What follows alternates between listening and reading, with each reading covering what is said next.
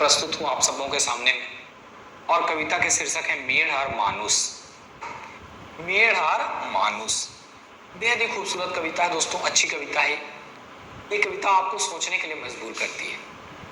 ये कविता आपको झकझोरती है। ये कविता आपको सिखाती है। ये कविता बतलाती है कि इंसान से बढ़कर के कुछ नहीं है, मनुष्य से बढ़कर के, मानव से बढ़कर के कुछ नहीं। और कुछ भी करने के पहले सोचना है, मतलब ये सोचने के लिए कहते हैं, विचारने के लिए कहते हैं, तार्किक होने के लिए कहते हैं, थोड़ा वैज्ञानिक सोच रखने के लिए कहती है। मतलब वैज्ञानिक सोच में क्या होता है कि सहज ही किसी बात पे भरोसा नहीं किया जाता। किसी ने कहा या कोई मान रहा तो हम भी मान ले, ऐसा नहीं होता। थोड़ा सा वहां पे तार्किक हुआ जाता है, चीजों को तर्क वितर्क करके समझा जाता है, आंखें मूंद करके भरोसा नहीं किया जाता।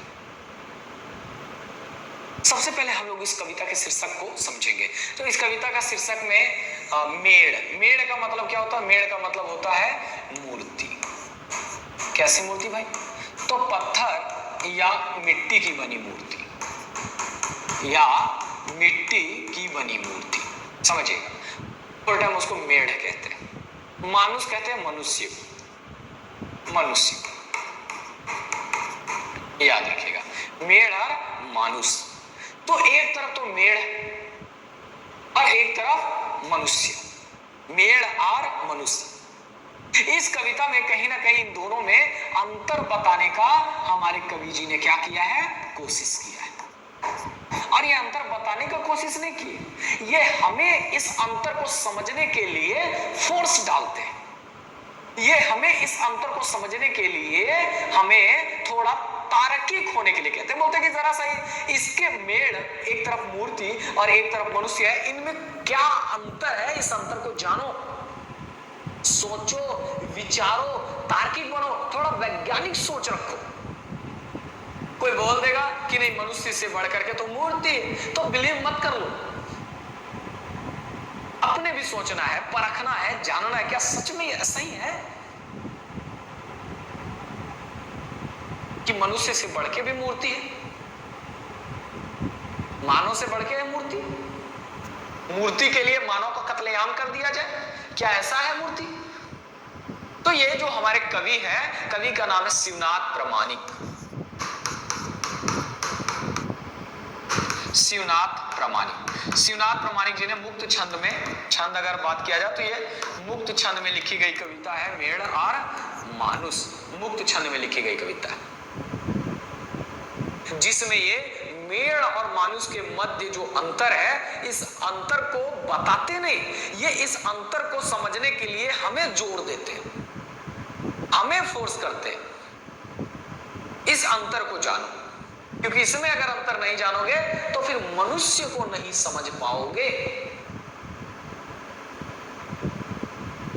तो याद रखिएगा दोस्तों, इस कविता में हमें मूर्ति और मनुष्य के मध्य क्या अंतर है, इस अंतर को जानने के लिए कवि जी हमें क्या करते हैं? समझाते हैं। कवि जी हमें जोर देते हैं, इस बात को याद रखिएगा। मुक्त छंद में लिखी गई कविता, फिर से मैं लिख दे रहा हूं। इस कविता के कवि का नाम है शिवनाथ प्रमाणिक।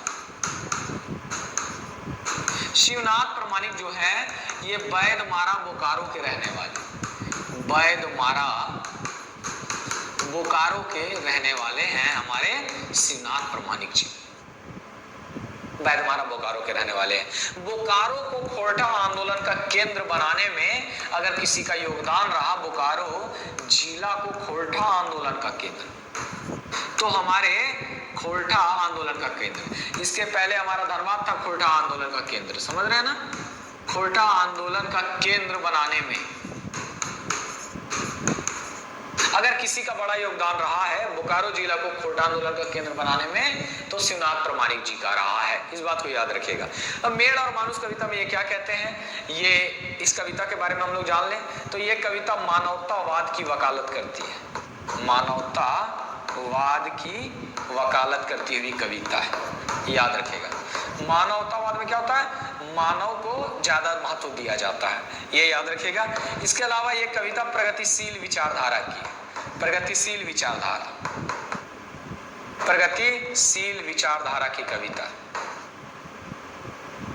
ठीक है, प्रगतिशील विचारधारा की। इन चीजों को याद रखना है जो मैं आपको बता रहा हूं, है ना। और ये एक तरह से व्यंग करते हैं। अगर शैली की हम लोग बात करें, शैली, तो ये फिंगाटी शैली में लिखी गई है, व्यंग शैली में लिखी गई है। इसमें व्यंग किया गया है बहुत हद तक। मेड़ और मानुस, क्या व्यंग है, क्या प्रगतिशील विचारधारा है, क्या मानवतावाद की वकालत है, ये चलिए हम लोग कविता में समझने का प्रयास करते हैं और कविता को पढ़ते हैं। तो ये लिखते हैं, क्या लिखते हैं, कहते हैं कि नित करा मानुषिक हित। यहाँ पे नित है, तीन आ गया है, तीन नहीं, नित करा मानुषिक हित, यानी कि मानुषिक हित मतलब मानव हित का कार्य करे। नित करा मानुषिक हित, इसका मतलब है कि मानव हित का, मानव की भलाई के लिए क्या करे, काम करे।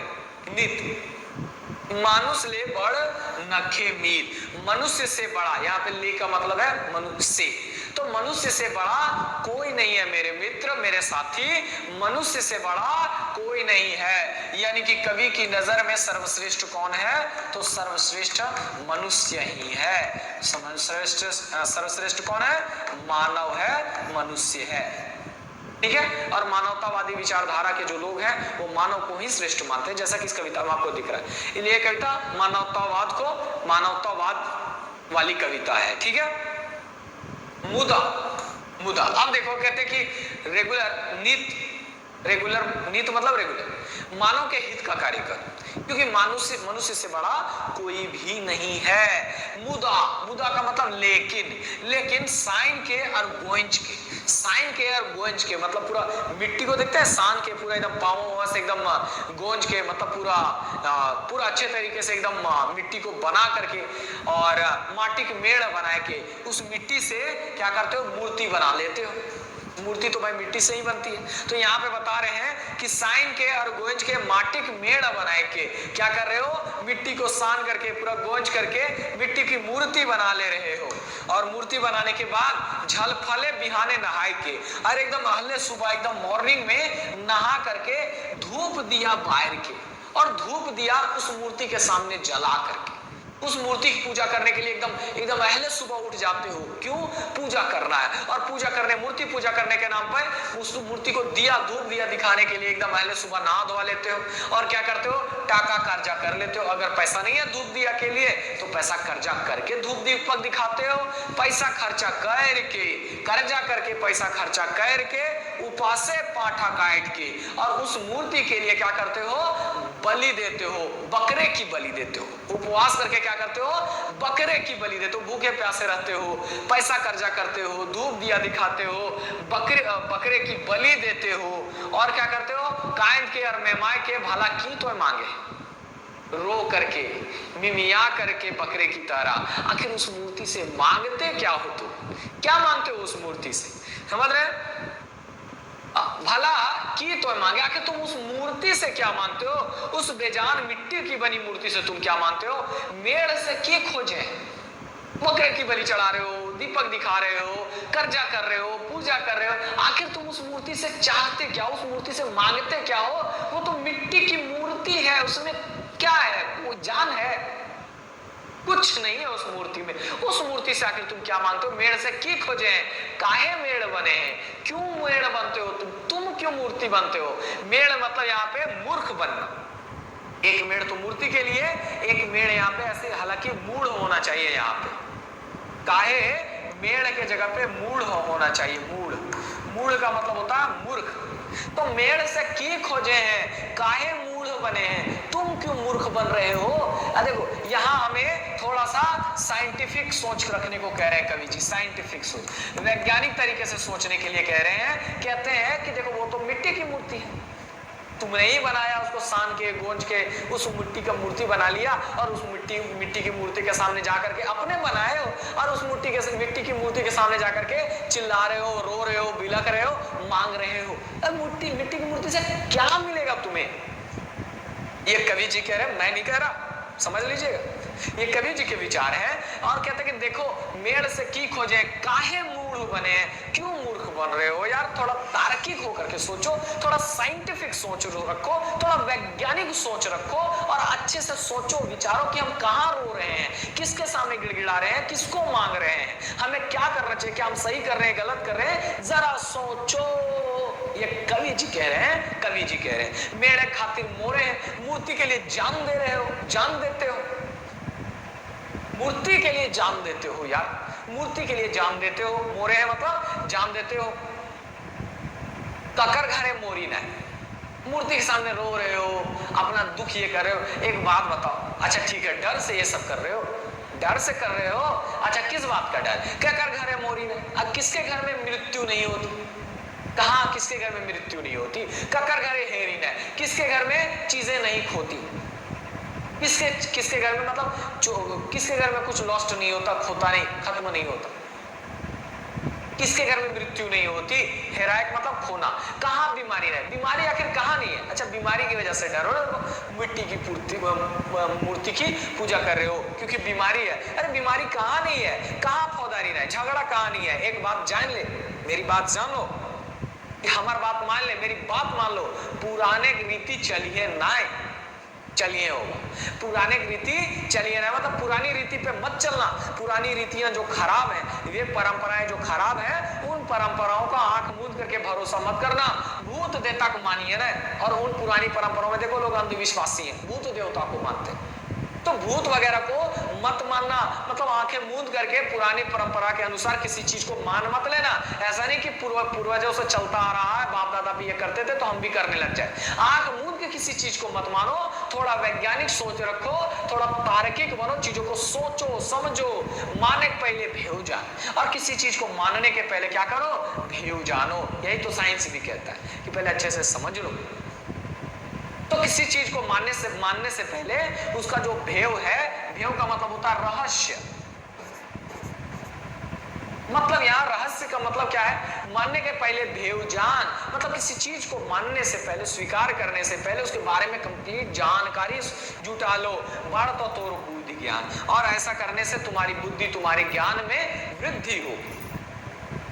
तार्किक बनो, चीजों को आंख मूंद के मत मानो, चीजों को पहले समझो, परखो, जानो, तब मानो। ऐसा करने से तुम्हारी बुद्धि तुम्हारे ज्ञान में वृद्धि होगी। तो कर्म मानुष्य को मान, और यार देखो तुम इंसान को सम्मान दो, इंसान को मान दो, मनुष्य को मान दो, ये मिट्टी के चक्कर में, मूर्ति के चक्कर में ना रहो, अंधविश्वास के चक्कर में ना रहो। तुम क्या करो, तुम मनुष्यों को मान दो, मनुष्य को श्रेष्ठ समझो, मानव का सम्मान करो, ऐसे कृत्य करो जिससे मनुष्य को मान मिले, मनुष्य को सम्मान मिले, मनुष्य का, मानव जाति का विकास हो। डर पुलका भगवान, डर पुलका मतलब डरपोक, अरे भगवान किसके लिए है, भगवान तो डरपोक लोगों के लिए होते हैं। डरपोक जो डरता है वही भगवान को मानता है, डरपोक लोगों के लिए भगवान है। मेहनती और निडर लोगों के लिए भगवान थोड़े, जे डरे सेम। और अरे बात ये भी जान लो कि जो डरता है वही मरता है। गब्बर सिंह कह गया, जो डर गया सो मर गया, समझ रहे हैं। तो वही बात ये भी कह रहे हैं, कहते हैं कि देखो भगवान डरपोक लोगों के लिए होते हैं, अरे जो डरता है वो तो मरता है, जो डरता है वही मरता है। निडर लोग ना ही हरे, ठीक है, जकर पेटे भात ना है। देखो निडर लोग ना ही डरे हो गया, डरे, निडर कभी नहीं डरते, निडर कभी नहीं डरते, निडर को किसी की आवश्यकता नहीं होती, निडर लोगों को कभी डर नहीं लगता, है ना। जकर पेटे भात ना है, आगे गहरी बात कहते देखो जिसके पेट में भात नहीं, मतलब जो भूखे हैं, लुगे लेपटालो गात ना है, मतलब जिसके शरीर में वस्त्र नहीं है, तो पैबे तो हुआ ईमान, तुम ऐसे लोगों में ईमान देखोगे। जिसके पास में ना तो जो भूखे लोग हैं, जिनके शरीर पे वस्त्र नहीं है, ऐसे लोगों में अक्सर तुम देखोगे ईमान को, ऐसे लोगों में ईमान होता है। और जिन लोगों का पेट भरा हुआ है, जिन लोगों के पास में वस्त्र है, मतलब जो संपन्न है, वही लोग आपको बेईमान ज्यादा मिलेंगे, वही लोग बेईमान मिलेंगे। जिन लोगों के पास सब कुछ है, जो संपन्न है, जो समृद्ध है, वो बेईमान आपको मिलेंगे। लेकिन जिनके पास कुछ भी नहीं है, वे लोग ज्यादा ईमान वाला आपको देखने को मिलेंगे, ईमानदार देखने को मिलेंगे। ये धरती भगवान सेवा कर मानुष माय है मानुष ले बढ़ केहू ना है। ये बोलते हैं धरती भगवान, मतलब सारे मनुष्यों को कह रहे हैं कि इस धरती भगवान कौन है, मनुष्य ही तो है। ये मनुष्य को संबोधित कर रहे हैं, कहते हैं इस धरती के भगवान मतलब सारे इंसान मनुष्य की सेवा करो, माँ की सेवा करो, क्योंकि मनुष्य से बड़ा कोई भी नहीं है। मनुष्य से बड़ा इस जगत में, इस संसार में कोई भी नहीं। इसलिए सेवा किसकी करनी है, मान किसका करना है, मनुष्य का। यह इस कविता में आपको थोड़ा जगाने का प्रयास किया जा रहा है। इस कविता में आप में थोड़ा चेतना लाने की प्रयास की जा रही है। इस कविता के जरिए आपको तार्किक बनाने का प्रयास किया जा रहा है। इस कविता के जरिए आपके अंधविश्वास पे चोट करने का प्रयास किया जा रहा है। इस कविता के जरिए कवि जी चाहते हैं कि आप किसी भी चीज को मानने के पहले उसके बारे में जानो, सीखो, परखो, समझो, तब मानो, ठीक है। और अगर नहीं तो एक बात याद रखना कि इस संसार में सबसे बड़ा कौन है, मानव है। मानव से बड़ा कोई भी नहीं, मानव से बड़ा कोई भी नहीं है, ठीक है। तो यहां पर आकर के दोस्तों आपकी ये कविता मानुष और मेढ़ और मानुष, जो कि शिवनाथ प्रामाणिक जी की रची हुई कविता है, ये कविता पूरी तरह से खत्म हो जाती है। मुझे यकीन है कि ये कविता आपको पसंद आई होगी, मजा आया होगा, और आप लोगों को सीरियस होने की आवश्यकता नहीं है, क्योंकि इसमें भगवान के बारे में थोड़ा भगवान का विरोध किया गया है, समझा, लेकिन आप जिस हिसाब से सोच रहे हो उस हिसाब से इस कविता को नहीं लिखा गया। एक्चुअली में ये कविता आपको थोड़ा साइंटिफिक सोच रखने के लिए कह रही है, और कोई उद्देश्य नहीं है इस कविता का। इस कविता का उद्देश्य ये नहीं है कि आपको चोट पहुंचाया जाए, ये थोड़ा साइंटिफिक सोच, और साइंटिफिक सोच रखना जरूरी है दोस्तों। ये बात भी सही कह रहे हैं कि किसी भी चीज को मानने के पहले सोचो, समझो, परखो, क्योंकि अंधविश्वासी होना ठीक नहीं है। जब आप अंधविश्वासी होते हो तो आपका गलत इस्तेमाल होने लग जाता है। ये चीज नहीं होना चाहिए, ये चीज नहीं होना चाहिए। तो दोस्तों इस कविता का हम लोग यहीं पे अंत करते हैं, फिर मिलेंगे अगले सेशन में अगले टॉपिक के साथ। मेरे साथ बने रहने के लिए आप सबको बहुत बहुत धन्यवाद, दिल से धन्यवाद। जय हिंद, जय झारखंड।